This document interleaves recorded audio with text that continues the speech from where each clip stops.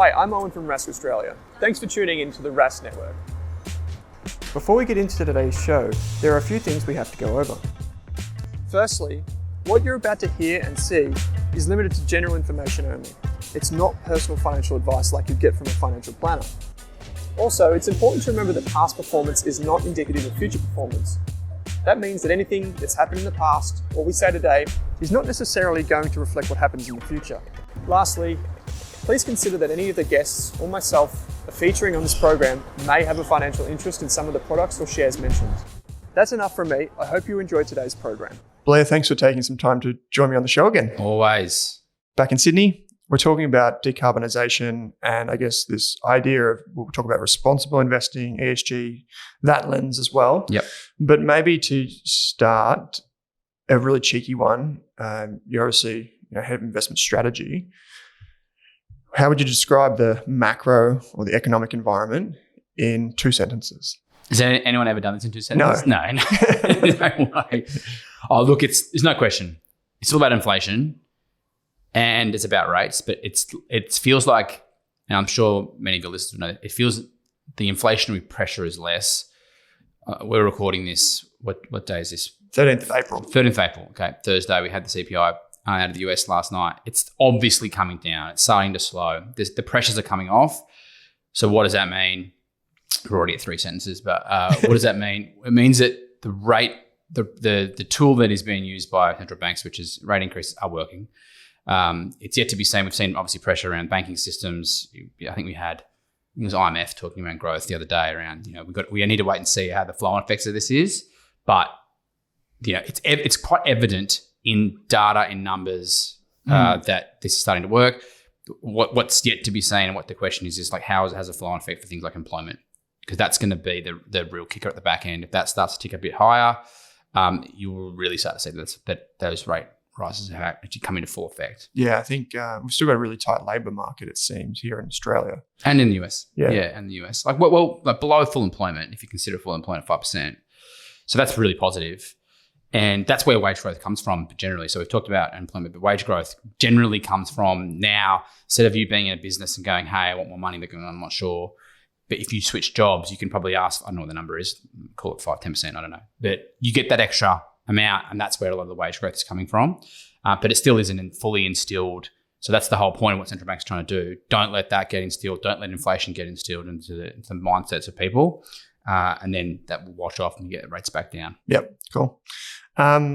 Second question is, in more recent, obviously, being Global X, rapid rise of the business, even just in the past year. But what have you learned about investing in the past year? You've been doing this a long time, mate.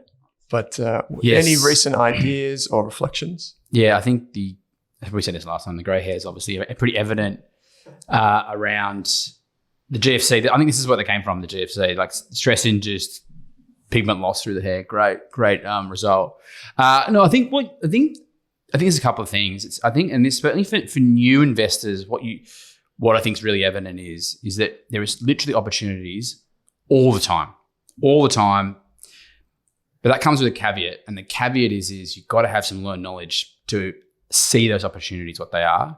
So if you're very new to investing, which, a lot of people are, probably hopefully a lot of your listeners are, and they're getting educated, that learned knowledge of a long time gives you the ability to spot those opportunities much quicker than someone who has to sort of work through that program. So I think, what we've seen, and we can talk about this, is things like copper is a really good example, and this, to keep on this decarbonisation theme.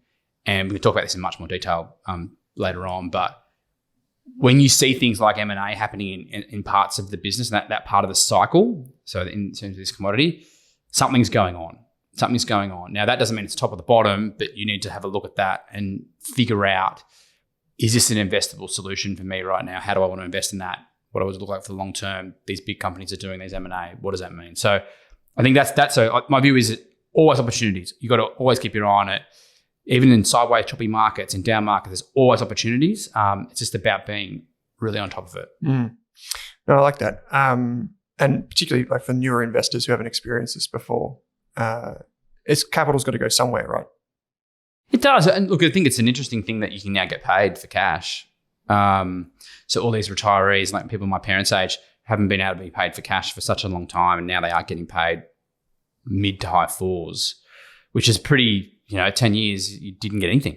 You got 0.5 if you have zero debt. So capital's got to go somewhere. It's starting to gravitate towards. We've seen what's happened in the US. A lot of people moving to money markets and fixed income. Again, a space where you didn't get paid. So it does have to go somewhere. But equities, what that means is equities. You need to get an over and above outcome for that. What does that mean? You got to really look closely. And that may be stocks, it may be active managers, it may be ETFs, whatever the solution is. I'm not justifying either one, but just got to know then, again, this is where the learned knowledge bit comes in. Like it's like when you've done your own research, right, on buying anything. If you go into a shop and you go, oh, it's 20% off, but really it's probably not 20% off. They've just jacked up the price over a recent period. If you've been there for a long time and been watching something that particular product, whatever it is, you generally know what that base level price is, and you will know truly if it's really 20% off. It's exactly the same for investing. You just need to be there for a while before you pull the trigger. So that's why I personally don't love crypto, because you don't have any time to get really good learned knowledge, because it's moving so fast that there's not a lot of base there. But if you've been around and whether it's equities or other parts of the market, you get that learned knowledge and it helps you say, okay, that actually is a good opportunity right now because I've seen what's happened in the past before. Oh, I like that. So obviously I've been working with you and the team at Global X, and before that ETF Securities, through podcasts and at events, things like this. But one thing that I haven't asked is, like, there's obviously the lay of the land where it's really cemented in the ETF landscape in Australia, where there's like the big six providers of ETFs. I'm curious how you think about where Global X fits and what your speciality is. Yeah, I think we're not trying to compete. So we're talking about more of a business strategy angle here. Yeah. So we're not trying to compete with the iShares and the Vanguards. They play a really important role in the full ecosystem of the market here, and obviously globally. Vanguard and iShares in the US dominate. iShares dominates in Europe as well with some of the European players. So they're vital, and they are massive pillars of the industry, and they've obviously got the surrounding ones that we all know, and Global X is including that. But I think Global X as a directive, and this is both out of the US business, the London business, we've got some South American businesses, is that we're trying to play in probably three key areas that don't directly compete with these you guys are doing, ultra low cost, broad based index, again, which is great for portfolio builders, is more around, one, commodities, and we're going to talk a little bit about commodities today around the decarbonisation. So that what we're obviously well known for back in the ETF securities days, and now Global X is gold with GOLD, owning physical bullion, which has done exceptionally well, again, in the face of tougher markets back into last year and early this year. That is physical metals plus, equity-based commodities. And again, we'll talk about that. And then you've got the second sort of pillar being sort of income focused. We've got some US fixed income. We've got some other alternative income, things like covered call ETFs, which sound complicated on the surface, actually aren't as complicated when you look into them, and some other areas around equity-based high yield as well. And then lastly, on the thematic space, which is, I think, some are also well known. ACDC is obviously quite well known, and some other ones, and some of the tech ones, FANG. So those are the three pillars we want to play in. So we want to make sure we've got best of breed in those three pillars for investors. And we also want to make sure, and this is to the point of differentiation, where do we play, how do we help, that we're bringing content, whether it's through podcasts or through the website or through articles that help investors get informed, get that learned knowledge I mentioned earlier, to know when to, we're not going to say, hey, go buy this now. That's not our job. We're not advisors, but we're going to give you and build up your confidence in what these investment themes are and why they may be relevant, whether it's now, whether it's long-term, whether it's right for you as an investor. That's not always going to be your call. But that's the core of what I do, is try to bring that content to life, make it digestible, talk through it. And I think the good thing is, with those three pillars, again, nothing against the Vanguards and iShares, I don't have a lot to tell you about the ASX 200 or the S&P 500. It's what it is. It's a market cap based index. You know it. It's listed on the news. You can go. It's again great. What they do is great, but I can tell you a lot about decarbonisation and how to play these types of themes and how it potentially fits in a portfolio. So it's a much more exciting idea to make it relevant for people. Yeah, that's great.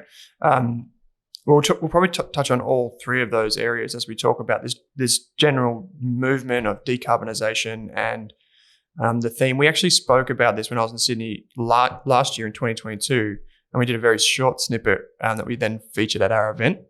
And it was really popular, actually. The little. Are you just telling me that now? Or no, yeah. No, yeah. It's not an ego boost. No, it's good. Promise. Yeah. And in that, you spoke about the move, to the decarbonisation of the world, and how this is a structural trend rather than maybe like a short-term type of thing. But a lot of people hear this, Blair, and they think, well, but like I need context. Like, how big is it? How do I play it? What do I do? What are the expressions of that kind of overall structural trend? Like, how do I express a view on it? So let's just jump into that and maybe explore this. I guess maybe there's just some things that we should clarify. Is like maybe even just the difference between decarbonisation and like this idea of ESG or responsible investing. How do they play together? I guess, in your opinion. I think you can. I don't think they're necessarily mutually exclusive.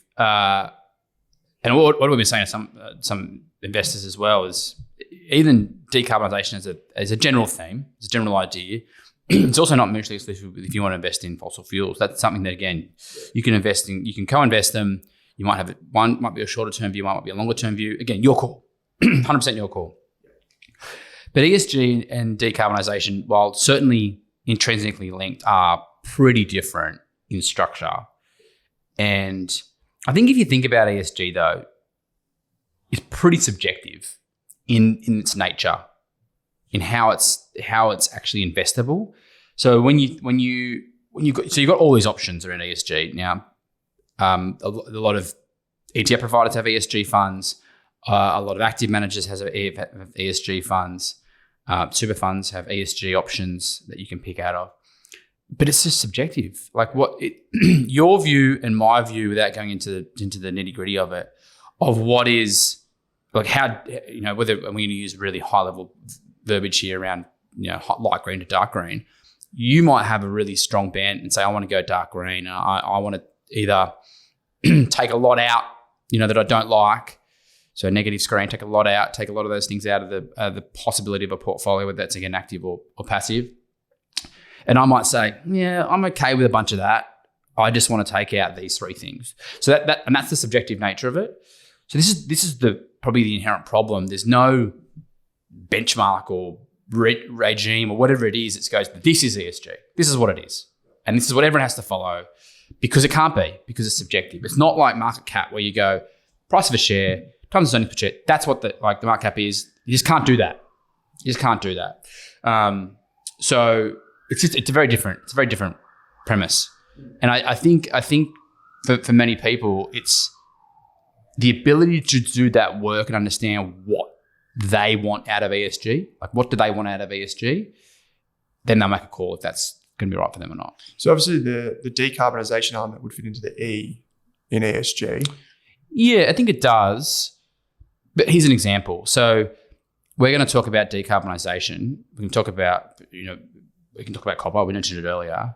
What you might find in some of those environmental style ESG, specific ESG funds would be potentially some of the diversified miners, some miners being taken out, negatively screened out.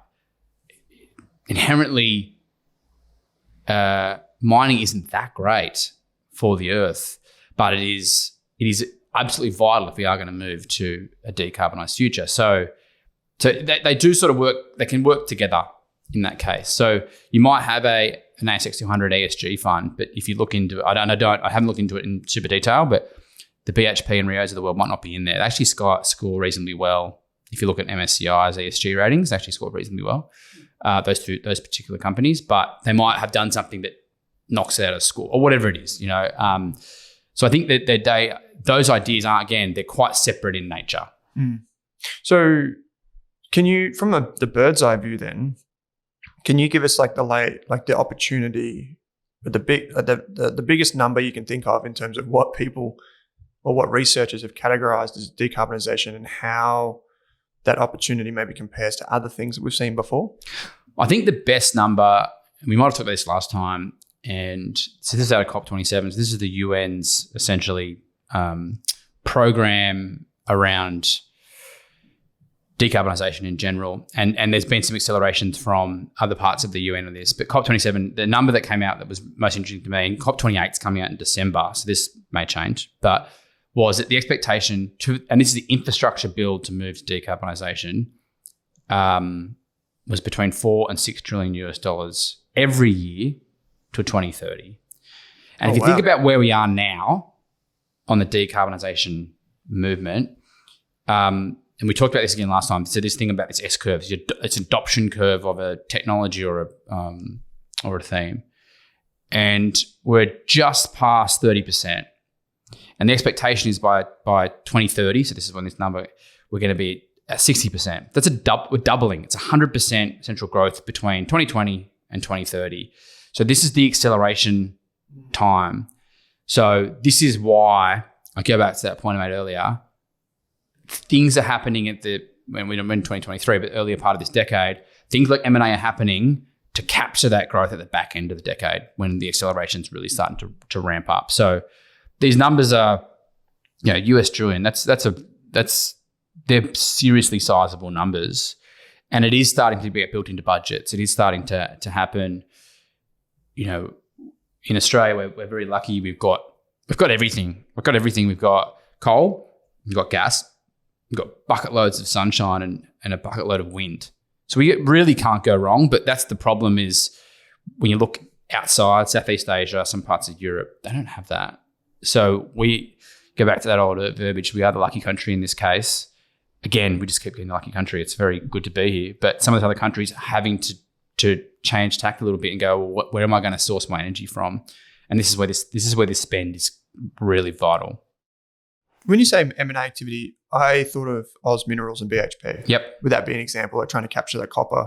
Yeah, so that's a direct example. You got Oz Minerals and BHP. It's been a bunch at the moment, and we can go into this in detail if you want. So Oz Minerals and BHP is one. That's pretty much done. I would expect it to be sorted.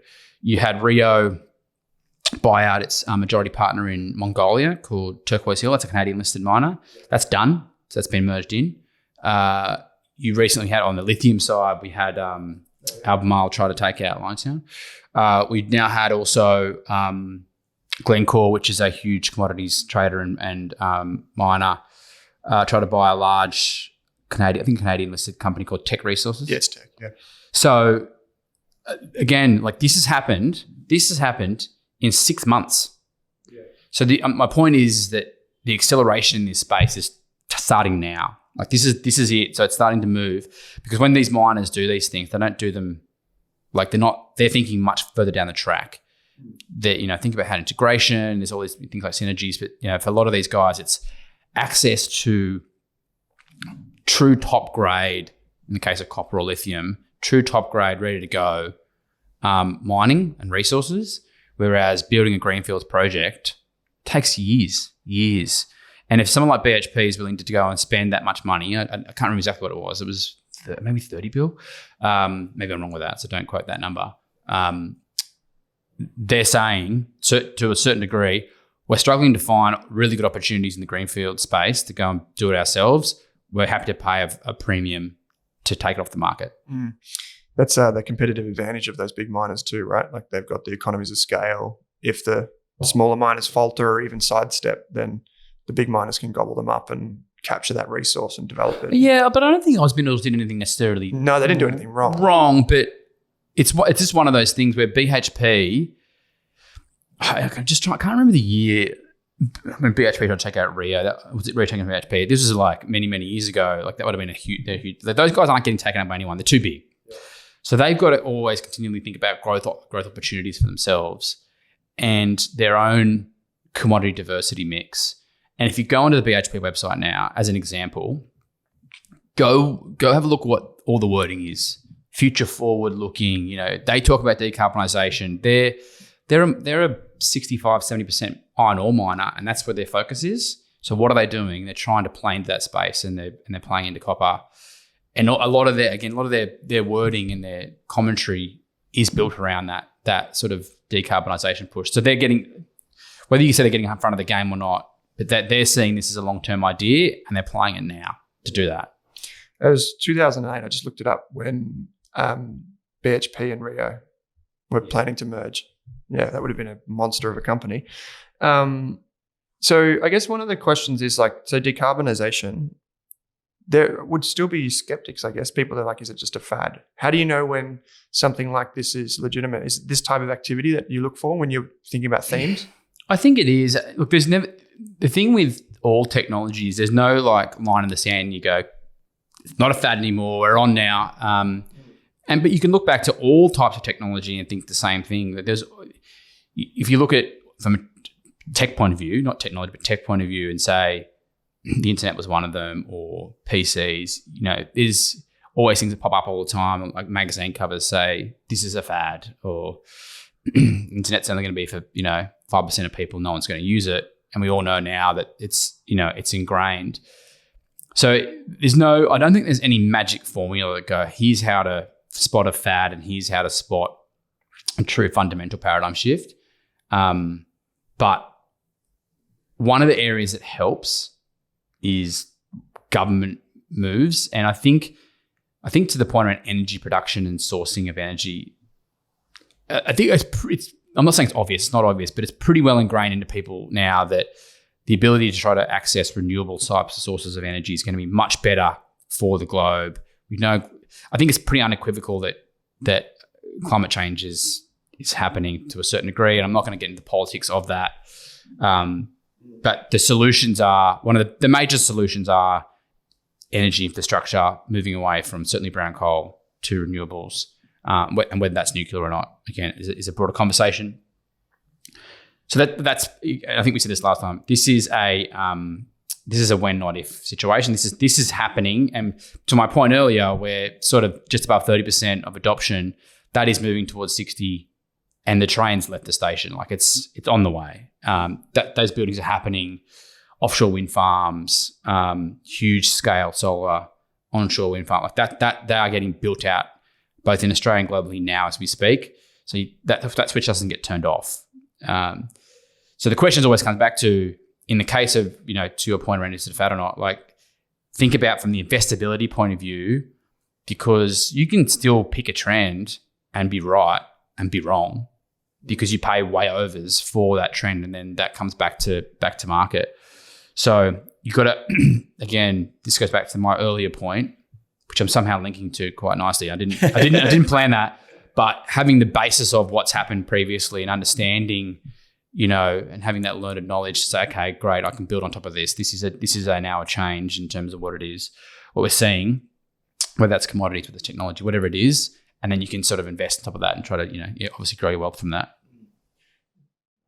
The push from Global X recently has definitely been, it's like a lot of the focus, around those three core areas that you mentioned, like income, metals, and like this idea of decarbonisation is a massive one in the theme bucket because it is such a huge trend. But even within decarbonisation at Global X, you have a bunch of different funds or ETFs that target different opportunity sets. So I think most people listening to this, and myself included, believe that and would like to invest in this trend and capture some of the value that comes from this. I think people that maybe own BHP and Rio and all those names we just mentioned are probably already sitting pretty because they already have some exposure to this.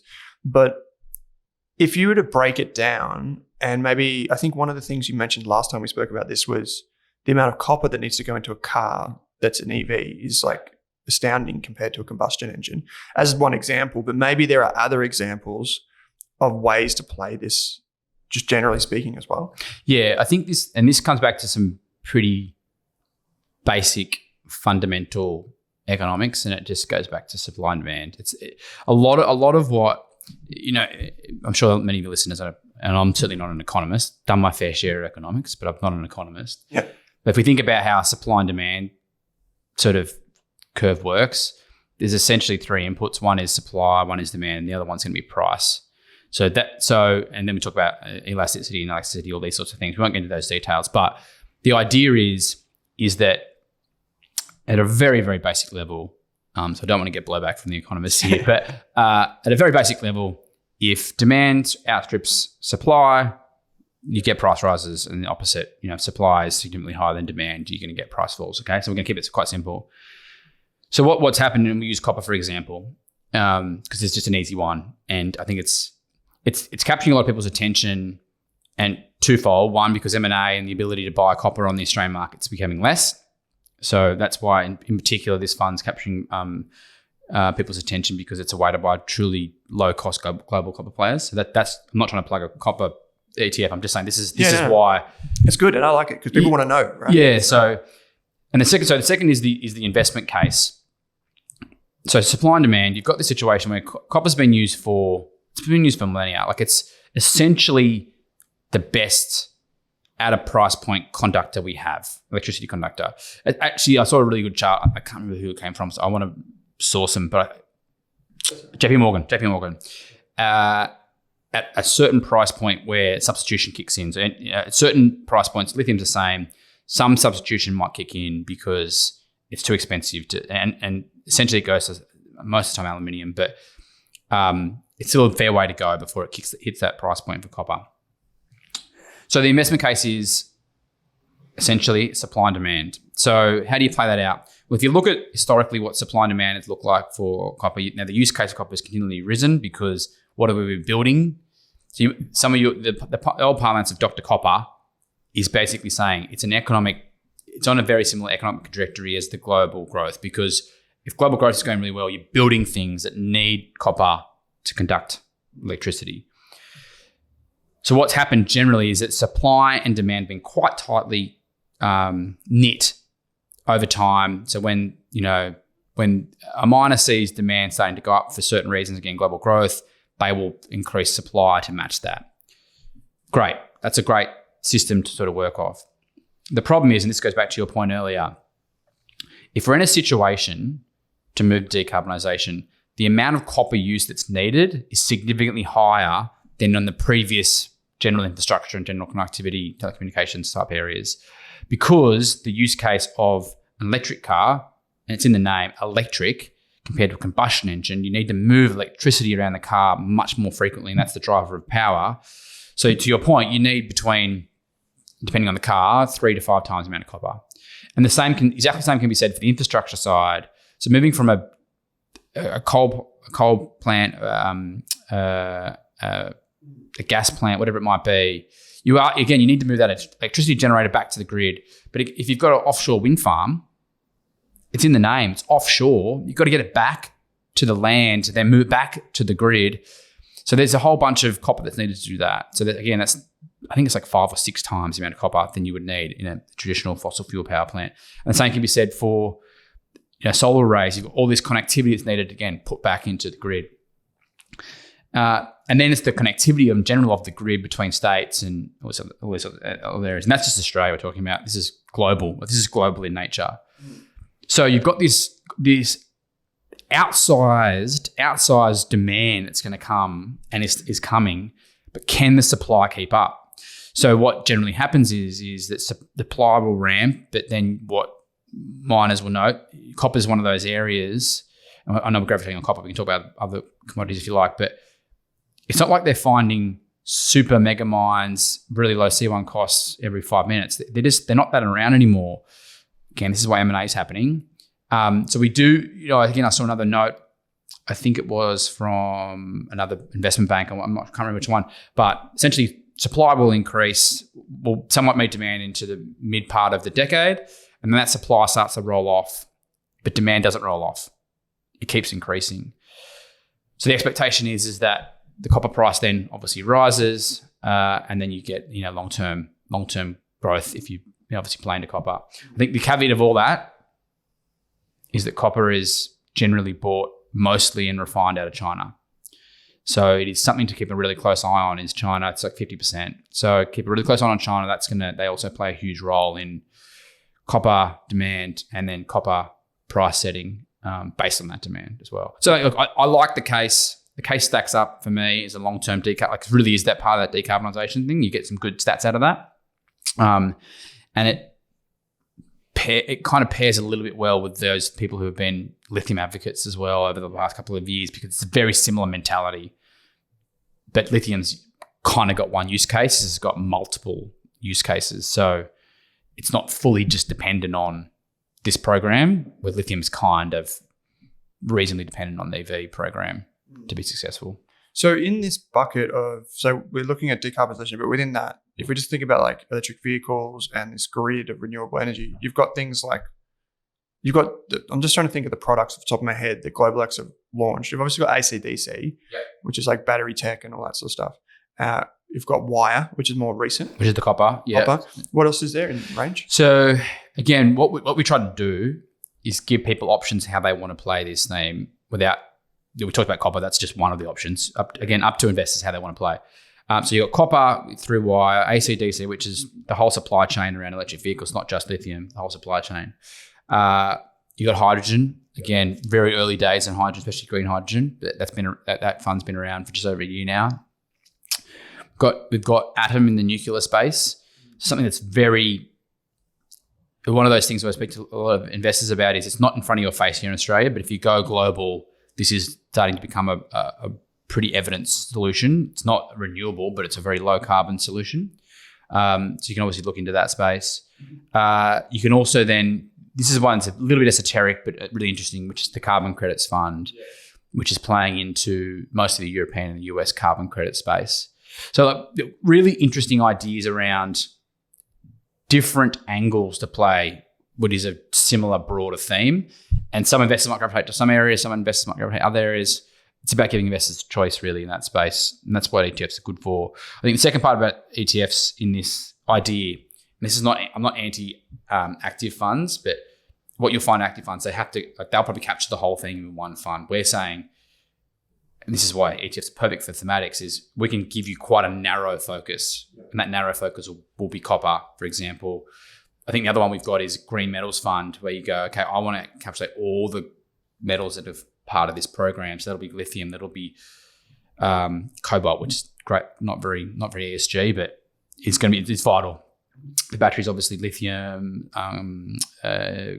manganese, it's nickel, it's zinc. So again, as an investor, I want to play it. I don't want to be narrow and be copper. I want to be broad and capture all of those. I'll play that thing. Again, whatever is you feel as an investor is right for you. Go back to that point I made earlier. We're trying to support a little bit around here's some of the research that might help you form that view, and then you make your decision how you want to play it out. So just one final question on this then. I think we spoke on Self-Wealth Live, I think it was, and you shared a chart and you showed that all of the funds that Global X offers on like the S curve. Yep. Obviously, earlier stage tends to be where there's like more uncertainty and that it's still developing. Where would you plot the different funds, just off the top of your head? I know I'm putting you on the spot here, but like ACDC seems to me to be further along. It's interesting that it's not as far along as you think. Such a big fund. It's a big fund, but we're not talking about the size of the fund. We're talking about like the adoption of the technology. And, we're in Sydney here above a reasonably busy street. Go out there and do a survey and count how many electric vehicles roll past. I'd be blown away if it's 5%. Now, Australia's not a great idea for investment. From the investment case in broad context, we're not really good. There's a really good chart we've got of, again, adoption of EVs. So the Nordics are miles ahead of everyone else. This particular chart we've got, you've got even the US, which is again miles ahead of Australia. I think triple in terms of the number. I think we're second last on this chart, and Japan's the worst in terms of EV adoption. Toyota. But the big one's China, which is miles. It's basically essentially the global leader in the drive towards renewable energy and the drive towards electric vehicles. And they have a really good justified reason. They've got huge amounts of pollution in the air and they want to get that back and they want to solve that problem. We just don't have that drive and need here. We don't have obviously the infrastructure as well. So I think my view is for ACDC, and where we have it on this particular, and I know we can probably provide this to you. Yeah, we'll put it in the show notes. Yeah, you can put it in the notes. Is further back in the sort of early adopters phase. Certainly for Australia, it's early adopters. Yep. I don't know, how many people do you know have got an EV? Couple. Yeah, so out of everyone you know, let's say it's 100, that's 2%, right? You might know more people than that. You're a popular Pretty guy. limited circle. Okay. I've got 10 friends. But that's my point. Again, we're probably not built here. We don't have the infrastructure. It's not really meant for us. But it's a little bit earlier. Hydrogen's really at the start, especially green hydrogen. It is certainly a nascent technology. And the point of this curve is to say to you as an investor, and it's kind of like about a framework. Do I want to start early and maybe take some short-term pain that potentially, that's not, the whole risk-reward thing potentially gives me long-term gain because you're likely to get more volatility earlier on in this curve because the technology is very nascent, because it's not bedded down, because the amount of use case for it isn't there yet. Maybe some of the companies aren't as fully formed and mature. Exactly right. You've got the opportunity for a company to go under. It's much higher. Yeah. It's much higher. Or if you want to go far right of this curve, you've got a situation where the growth's basically gone. Yeah. So you're not going to be able to capture that. Now, if you thought about copper 5 years ago, you probably would have said it's on the far right of this curve, again, because it's this linked to growth. But now, with the decarbonisation, it probably pushes it back down. It's still never going to be. Yeah, it's more of a use case for it now, and it's kind of people are exactly. And industry is adopting. But I wouldn't go as far. Like I think about themes as a general. Like copper's not a theme. Copper's not a theme. Copper's a material. We had some people sort of say, I really like semiconductors. I think that's a really good theme. It's not a theme. Semiconductors have been around since the 60s. Like they're not themes. Whereas electric vehicle is a true paradigm shift theme where this is new in technology. We're moving away from traditional technology and combustion engines to a new technology. And the same concept of decarbonisation. Again, wind farms aren't new necessarily, but the shift to move away from coal into renewables is happening, and that's the theme. So just note what truly themes are and what aren't necessarily themes as well. Yeah, if anyone's listening to this, and I think a great way to explore this is Global X website has heaps of research, but also you can just go to the holdings because ETFs are very transparent. You can see what's inside, pop the hood on the ETFs and have a look at the companies and see what's in there to get a sense of where the businesses are. And if you want to look at those companies' financials, you can see, well, if this is such a big position in an ETF, is this business mature or is it not? And it gives you a sense of where maybe we are in that adoption of in the entire S curve of that thematic. ETFs are the greatest, transparent source of, if you really go, hey, I don't know what some top copper miners are outside of Australia, go have a look. You can buy them yourself if you want. That's the transparency of them. But what you won't get, and this is me being from an ETF guy, is you don't obviously get rebalancing, which is fine. Again, you might not want that. That's fine. And you don't, you need to be on top of it. You need to be, by buying stocks in general, you need to be absolutely closer to the game than not. Which for some people is great because you want to dive deep and understand that. I think the second part of ETFs is always helpful. If you look, and we're just going to use copper as the example through this episode, which I've decided, not you, unfortunately, is that a lot of the names in that are things like Canadian listed miners or, global listed miners. So you're generally not going to go and buy them. I think some of the platforms these days have made it easier, which is great. But certainly into the US and some of the UK, but maybe Canada, I don't know how easy it is. And these are some of the truly low cost miners you can get globally. So again, this is ETFs just make that access so much easier for investors instead of just, again, nothing against BHP and Rio, and BHP in particular is in this copper fund. But if you want to go and buy, the top 5 Canadian listed copper miners, you can do that. Yeah, go have a look, go and buy them yourself. But obviously ETFs make it easier because you can just buy it on the ASX and click your fingers and it's done. Yeah, absolutely. Okay, I've got one final question for you, which is kind of like a two-parter, Blair. I know you're a family guy. I know you've got kids. I know you think you're an investing guy. I also know that you ride a motorbike to work, which is very close to my heart. So I do appreciate that. I know your kids are quite young as well, but I'm just curious how you talk to them about what you do and maybe about like the idea of finance in general. Like, how do you convey that message? Yeah, I was thinking about this in a different context to that question, in that the whole investment idea in comparison to personal finance, it's actually quite separate. I was talking, we're just coming off Easter. I was speaking to a friend of mine who's not in this space. And I'm like, they're very different skill sets. I'm not an expert on budgeting. I'm not an expert on, in general, like how to save best. And I'm sure you probably are much more the expert on me than this.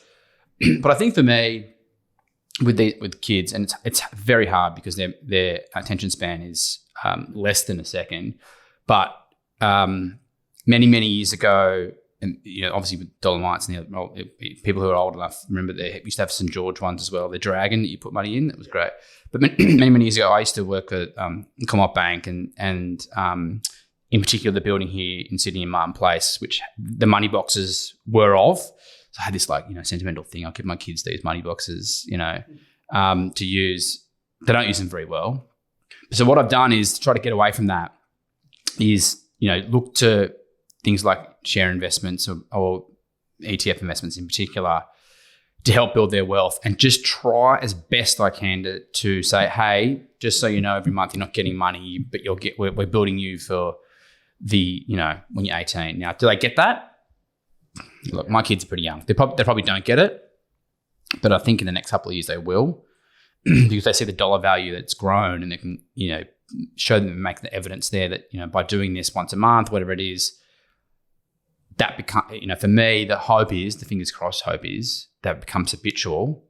And if that becomes habitual, then that gives them a huge leg up for, exactly what super does and compounding everything, usually up to anyone else who hasn't done that since they were young. So, it's a great thing to do. It's early days, mate. I don't for all those listeners, don't take my advice this way. But I think anything is starting early is going to be helpful. That's the very basic premise of it. So whatever amount of money you can put, and whether that's in, there's heaps of different options, I guess. Vanguard's got an easy one that you can use. There's a bunch of different ones. To take advantage of that, because if you can get them there, and they get to say 10 years old and start to educate them. It's a pretty good life skill to teach them, I think. Absolutely, it is. Yeah, you actually covered both of my points, which was for partners or parents as well. I think you covered all bases pretty succinctly there. My younger sister's about 12 years old, and it took her to 11 to try and figure it out. But actually, she was a big reader, and we got her the Barefoot Investor book, the new one, and that worked wonders. They'd honestly just light bulb moment after light bulb moment, and then all of a sudden it's like, can you invest for me? Can you show me how to do it? Which is really cool. It's a great experience, but it took her till that stage, like many years of me trying. Didn't really pay off, but I used ETFs many years ago for her birthdays. I just put money away, and that was perfect. Yeah, I think the thing is, and this is where technology's helped. Like the roadblock of not being able to invest for kids is understandably from a tax perspective. That's why they don't need to do it, but makes it harder because you've got to have informal trust, whatever it might be. So, but the technology these days has made that easier to sort of set up mini kids accounts rather than just a bank account, which earns them basically nothing. You can help them say, hey, this investing thing's pretty good, especially if you do it for the long term. Yeah, it's great. Teach them the compounding. It just stacks up. It just really stacks up. I like it, mate. Well, if people want to learn more about you and about all of the funds and the opportunities that we mentioned, maybe not me, maybe about the funds, people get very bored to look up me for 5 seconds. But you can see all the previous interviews that we've done and the things that you've put out. They'll be available in the show notes. And also, like I'd encourage everyone to read the PDS and look at the white papers that are available on the Global X website, where you can learn about the opportunities. You can see this S-curve that we're talking about and where the different themes and different funds sit along that S-curve. I think it gives people a great perspective on the risk versus reward opportunity and the volatility. And you know what? I'd implore people to, if you go on our website or any ETF issues website and you feel like it's missing something, whether it's research or information, do not hesitate. This is, again, the power of, compared to if you were to ping BHP and say, hey, I want these things, and going to go, I'm not too sure. ETF issuers are going to help you. They're going to find a way to help you. So reach out to them. Yeah. And that's from the big Vanguard iShares guys to us. Like, we're going to find a way to help you. And, the ideas that you have will help us get better anyway. So by all means, reach out. I think a lot of people underestimate their ability to reach out. So that's a great reminder. Yeah. Yeah. Well, mate, thanks for taking some time to join me on the show. Always. Love it.